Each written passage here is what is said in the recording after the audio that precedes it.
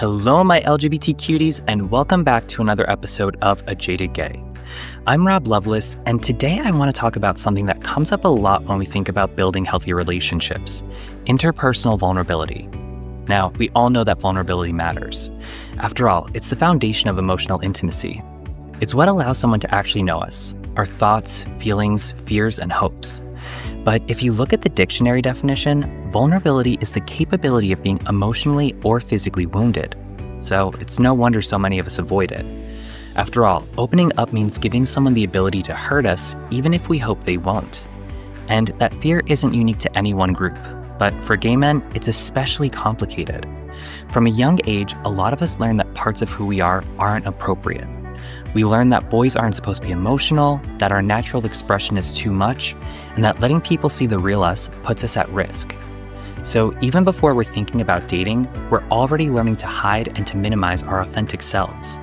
Now, fast forward into adulthood, and that conditioning doesn't just disappear. Many gay men grow up without healthy models of queer relationships.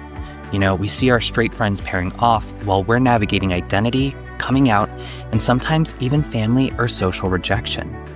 And all of this feeds into a specific type of fear researchers call interpersonal vulnerability, the fear of being hurt, betrayed, abandoned, or of never finding love at all. Gay men actually reported higher levels of interpersonal vulnerability and higher depression linked to that vulnerability compared to straight men. And when you factor in minority stress, stigma, and rejection, the idea of connection can feel risky. But the reality is, relationships require vulnerability, because when we allow ourselves to be known, we also allow trust to grow. And trust is what creates a stable emotional foundation, the very thing most of us are searching for. So interpersonal vulnerability isn't a flaw. It's a normal response to a world that hasn't always been safe and accepting for us. And talking about it, understanding it, and naming it are the first steps toward building relationships that feel grounded and authentic. So if you've ever wondered why opening up feels scary or uncomfortable, you're not alone, and nothing is wrong with you. Vulnerability is a skill that can be practiced and strengthened over time.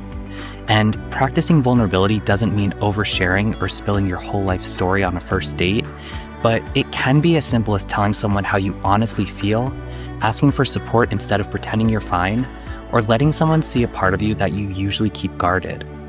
And if you want to better understand interpersonal vulnerability and get some simple tips on how you can practice opening up, check out the podcast episode and blog post linked below. And remember, every day is all we have, so you got to make your own happiness.